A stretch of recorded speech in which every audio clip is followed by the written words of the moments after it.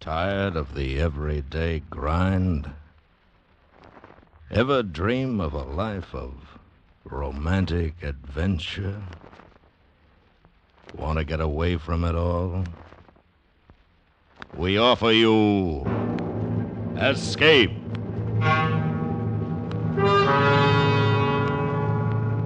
Escape, designed to free you from the four walls of today for a half hour of high adventure.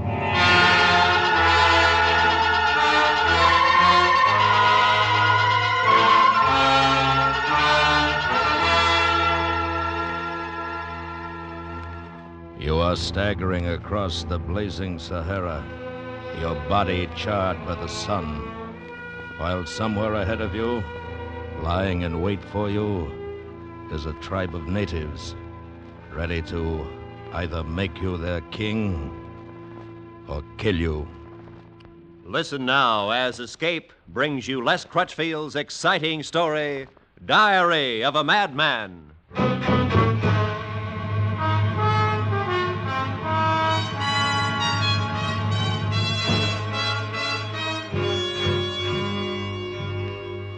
From Berlino's History of the Second World War, Volume 2, page 98.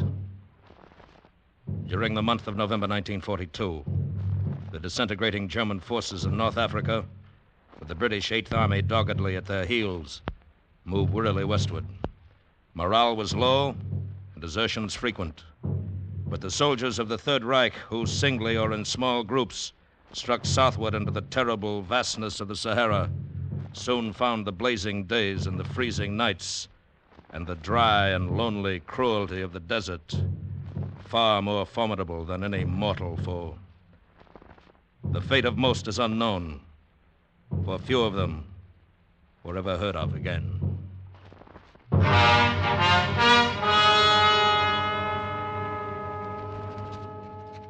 North Africa, November 24th, 1942. Today, I begin my diary. The diary of Unteroffizier Hans Brock, German 15th Armored Division. Entry number 1. 9 p.m. A light wind is throwing a haze of dust and fine sand over the bivouac area, and visibility is poor. A perfect night for it. They are waiting for me now, out at the last outpost on our southern flank. I picked them myself. 10 men who fear neither God nor devil. Desperate men who stand ready to gamble with death for a chance at an empire.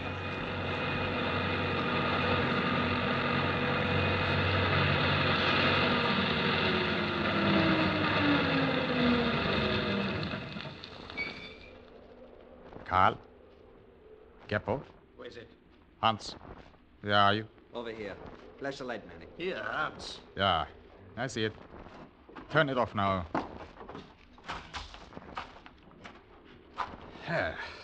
Are we all here? Yeah. No one missing? We are all here, Hans. Well, then let us not waste time. There's a lot to be done before morning. All right, you men.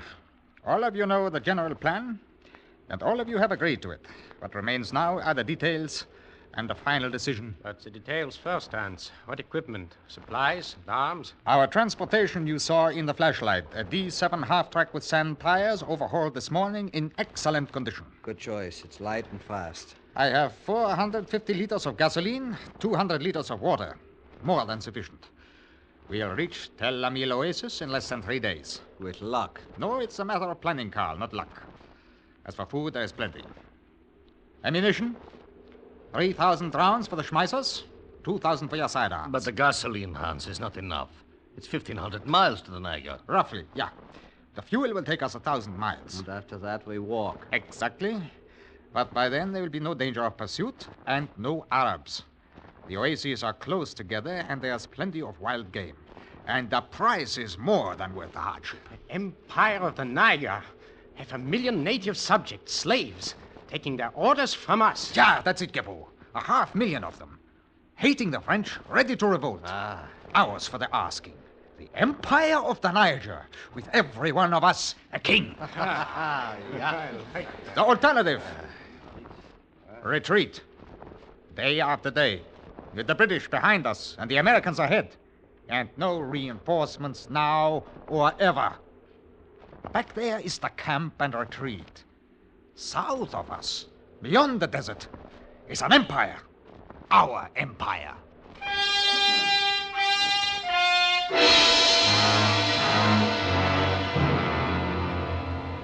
4 p.m., November 25th. The heat is terrific. We are lying in the hollow between two sand dunes, with a camouflage net covering the truck. Until we are farther south, we dare travel only at night. 4 German scout planes have passed over during the day. The Luftwaffe has orders to strafe any deserters sighted. But fortunately, the breeze continues, and our tracks are covered by drifting sand. Morale of the men is good. Prospects, excellent.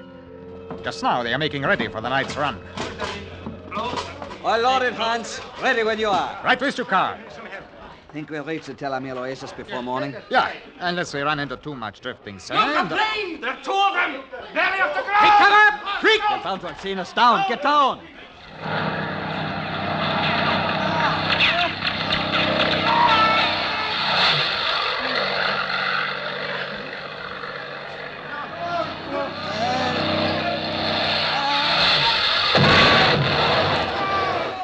They've hit the truck. Come on, Carl. We have got to save some of that water, if nothing else. Stay back, Hans! The fire may set off another gas tank! Got to take a chance. We need water. Give me a hand. Who was killed, Geppo? Everyone, I think, except me and Manny. They were all on the truck. Here's one take. Take it quick. All right. I got a kick here, Hans. Manny's got one. Yeah. You better get away before that other gas drum goes. Yeah, the fire's all around it. Come on. Yeah. 4 of us left. 4 out of 11. 7 of us dead. This is far enough. All right, put them down. Yeah. Those were German planes. They may come back, Hans. Why? They did a good job. Greetings from the fatherland. Too bad we couldn't get the food off the truck. Some of it was blown clear. I saw 2 cartons over there in the sand, and we have 36 liters of water. That should be enough. Enough for what, Hans? To take us to Tel Amil Oasis. What else? But, Hans, that's only the beginning. Somehow I didn't think the desert was so empty. So, well, it is not empty behind us, Manny. It's full of firing squads. We just had a sample of what to expect. We'd like to go back for more of it. Hans is right. We made our decision, so why change it? We knew there would be trouble. Well, what about the Arabs? They get paid a bounty to bring in the service. We still have our pistols. What odds do you want before you'll play? There is an empire waiting in the south, waiting for the 4 of us. Ours for the taking. All ours. 4 kings. Equals. Brothers. Kings of the Niger. Glorious thing, the way you say it. Yeah. It is the carrot dangling at the donkey's nose. Well, no matter. I too am a donkey. Shall we start?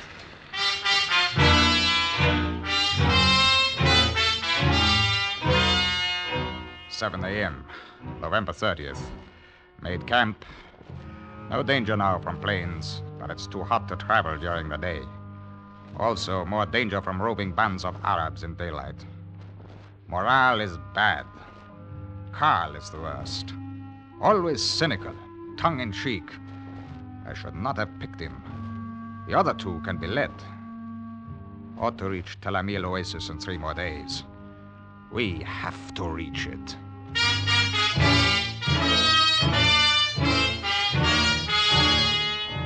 a.m., December the 3rd. Rest halt. Expect to find Oasis by dawn or soon after. Gippo acting strangely. His nerve is gone. Carl does not change and may prove the strongest of the 3 in the long run. Though he doesn't believe in anything, he doesn't fear anything. Neither do I.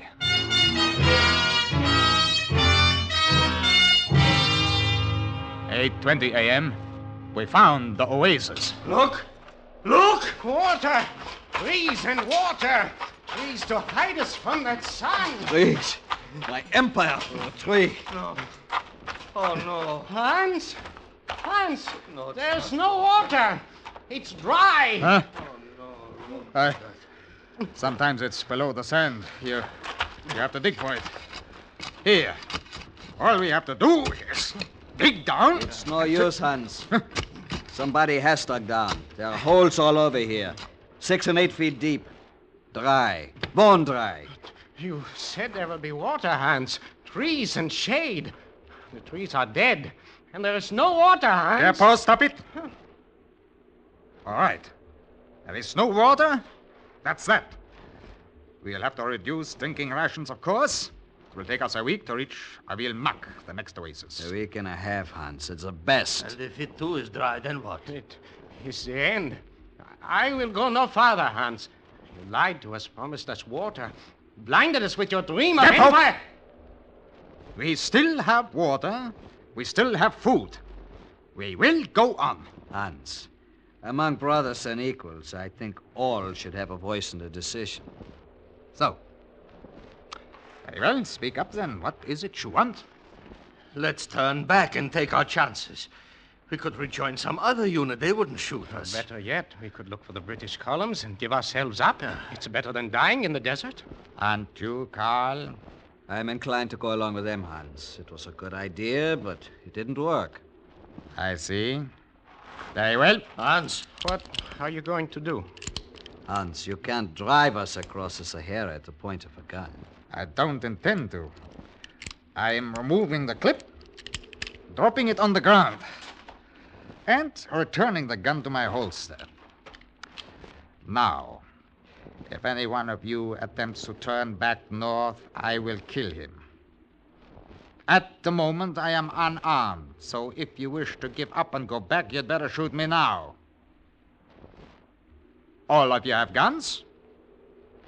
What are you waiting for? we wouldn't do that, Hans. Shoot you down in cold blood. I will shoot you, Manny, if you try to turn back. Well, You devil. You know we can't do it. you are given the chance, though. All right, time is up.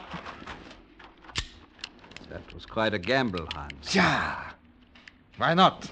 There is an empire at stake. All right now, let's march.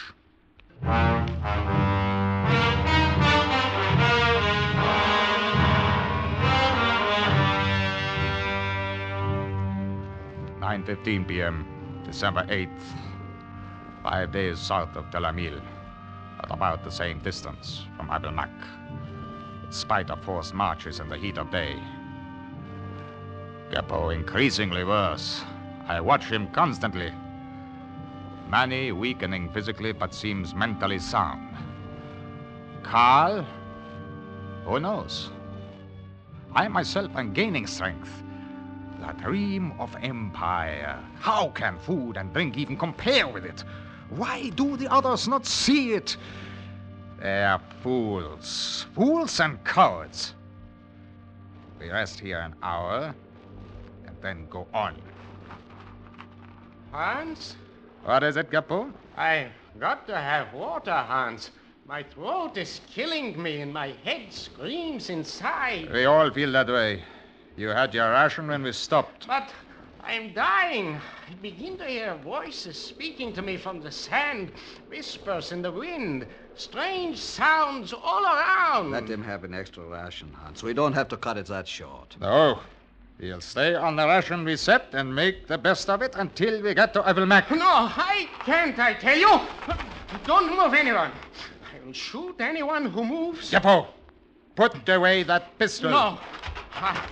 I'm going to drink. For the last Water. time, Geppo. Beautiful, clear water. Hans, you killed him. You fool. You just sit there and let that water run out on the sand. There. Killed Geppo. Kings, equals, brothers. Except for Brother Geppo. 3 kings now, huh, Hans? You saw what he did. He defied all of us. I have mutinied. How can a king mutiny, Hans? Why, in emergencies such as that, someone has to act and act quickly. It was his own fault. I don't feel any better about it than you do. You'll look at it differently when we get to Avilmak and find water. Everything will be all right then. You wait and see.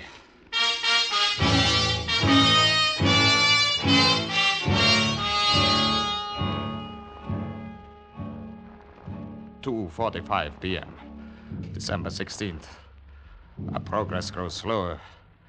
Day or night, we stop now only when we drop exhausted. We rest an hour and go on. The large oasis of Abil Mac is still 5 or 6 days away. There will be water at Abil Mac. I must keep saying that, believing it, making Carl and Manny believe it. It is only the strength of my dream that drives them on. How to make kings from such material? A problem indeed. 3 p.m. Time to go on.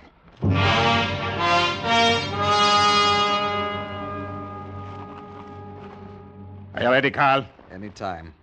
Manny? Hans, I have to rest a little while longer. You have been here half an hour, Manny. And we stopped only an hour before that. No, but just 5 minutes, Hans. Try getting on your feet. You'll feel better standing up. I don't know if... Here, Manny, I'll give you a hand. Yeah. There you are. Thanks, Carl. And if... I can't seem to make it. It'd have to be carried. Well, if we take it in short hauls, I'll get his left arm here. Leave him alone, Carl. Move back. Maybe with a little help, I can. Get up, Manny. Hans, I can't move. Then you understand that we cannot take you with us? No, Hans. No. You cannot leave him here like this. Let's go, Carl. No, please. At least we can move him under the shelter of those rocks, leave him some food and water, come back for him after we found the oasis. We have barely enough water for ourselves. We can't afford to waste it. Waste it? There's no use arguing, Carl. Let's go. And if I don't? I will kill you. Now move. Hans, please.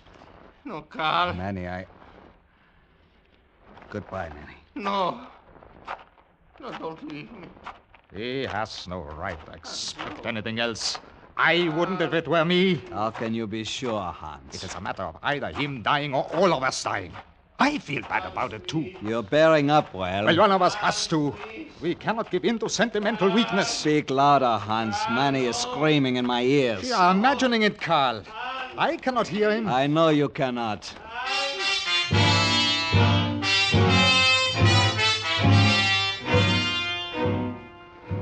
"7 p.m., December 19th. Today has been the most terrible of all. There was no wind, and the sun flamed with a fury impossible to describe. Our minds play strange tricks. Around noon, I seemed to hear Manny's voice calling behind us.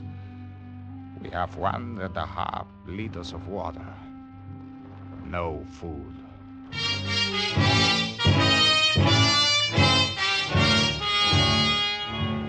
"11 a.m., December 20th. A half hour ago, we sighted a flock of birds, but Carl says it means nothing that they can fly for 1,000 miles without water. I know the oasis is near. I keep hearing Manny's voice.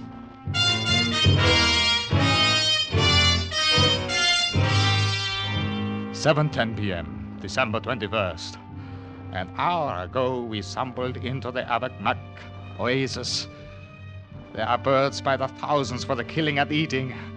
Ripe dates, firewood, and water. Pools and rills and ponds of water. Water.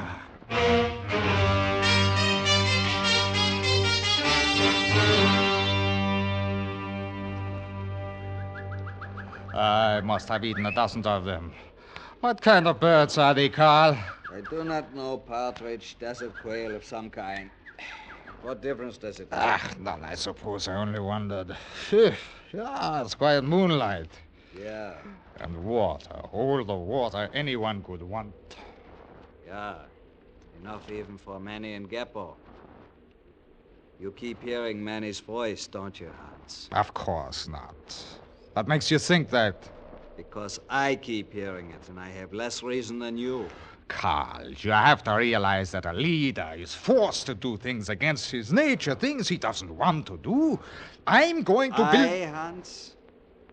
I thought it was we. Yeah, well, I mean we, but anyway, that is the thing that has to determine every move, not our personal feelings. Maybe so, Hans. Incidentally, it is not we. I am not going on with you. What do you mean? Just that. I am staying here at the Oasis, Hans. But you can't. What will you do here? Eat and drink, and sleep, and think. But there is an empire waiting for us. You are completely insane. No, Hans. You are. I. As mad as any man could be. Don't say that, Carl. There is no empire waiting for you. There is. No, Hans, because you're insane. Don't say that. What fools we were to follow a power-drunken madman off into the desert. Power and the love of power, the old destroyers, and the trail of violence and murder they leave behind them. But I had to do it, Carl. I had to sacrifice Gimpo and... The old story, the end justifies the means. Only it never does, Hans. The end is created and shaped by the means. You've sown violence and death, and you'll reap violence and death. No, there's an empire waiting. It's mine, Carl. You are as crazy as Don't the say that! hearing voices babbling about an empire. Carl, don't say that. You're insane, Hans. How plain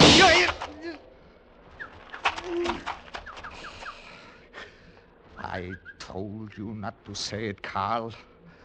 I warned you. It was your own fault. The same way it was Geppo's fault, Huh? Hans. I didn't kill you. I missed. I am glad I missed you, Carl. He's dead? You are insane, Hans. You're hearing things. No! It's all in your head, like Manny's voice. No, you're wrong. I don't hear Manny's voice. Maybe I ought to talk louder, Hans. Manny? Ah, no, it can't be. How about me, Hans? Don't forget me. Geppo! No, that's a trick. You're all dead. Of course, Hans. We are dead and you are insane. No, don't say that. It's quite a joke, really. It's the diary.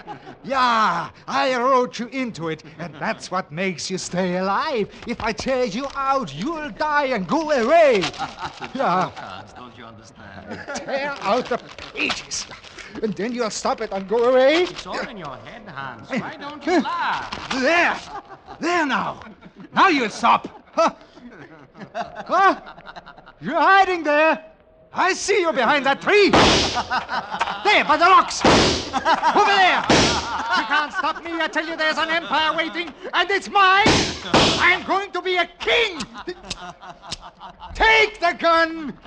You can't stop me. None of you can stop me. I'm going to be a king. Do you hear me? A king!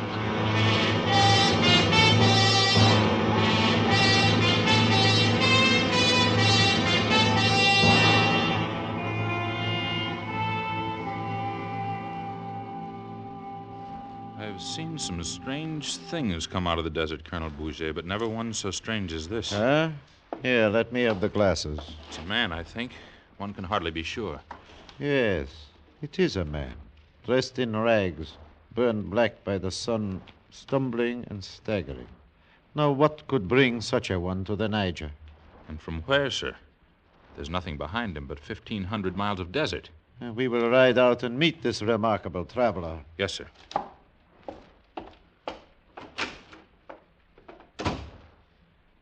Africa, after 30 years of it, it is still as much a mystery as ever. Well, we shall see.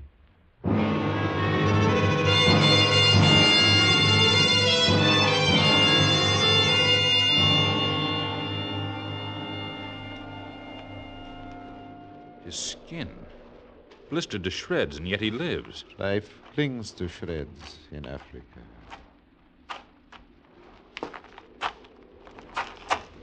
Bonjour, monsieur. His eyes. He appears not to see us. Are you ill, my friend? Where do you come from? You were wrong, Carl.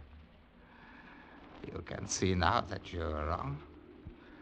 For I have an empire and 1,000,000 slaves. What did he say? It hardly matters. It was not addressed to us. All three of you laughed, but now you see. They bow to my will, serve my slightest wish. Who are you, monsieur? What is your name? Can you hear me? Thousands of miles, Carl. The empire of the night. What are we to do with him, sir? And I am the king as I told you I would be. Huh? A king with 1,000,000 slaves. What do you say now, Carl? Huh? Take him to the fort. Protective confinement. Make the usual report. You laughed. All of you laughed. You called me insane. But how shall I refer to him in the report? But I showed you, all of you. Who is he? I won. I am a king. You heard him? He's a king. The king of the empire of the Niger. Eh bien, take the king away.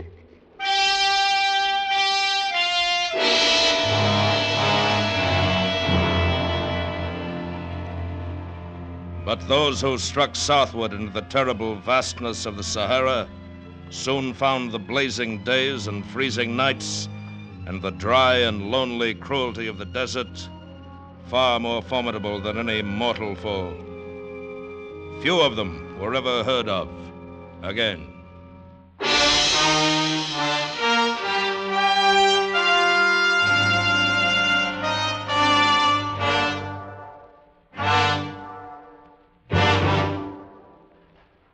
Under the direction of Norman Macdonnell, Escape has brought you Diary of a Madman by Les Crutchfield, starring Ben Wright. Featured in the cast were Harry Bartell, Lawrence Dobkin, Paul Richards, Edgar Barrier, and Barney Phillips. Editorial supervision is by John Meston, and the special music for Escape is composed and conducted by Leith Stevens. Next week. You are trapped in a snowbound cabin in northern Canada, the temperature slowly dropping. All across the table from you, his eyes staring at you, is your only companion, a madman waiting for his chance to kill you. So listen next week when Escape brings you Anthony Ellis's terrifying story, A Study in Wax.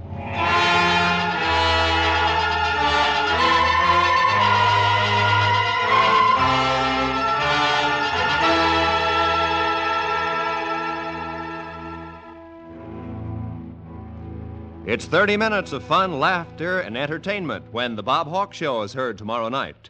Bob Hawk, the quizmaster who's never at a loss for words, who puts words together so that they lead the contestants right up to the LEMAC questions. You'll laugh and learn, for the Bob Hawk Show is fun for everyone. Hear it tomorrow night on most of these same CBS radio stations. This is Roy Rowan speaking. America now listens to 105 million radio sets and listens most to the CBS Radio Network.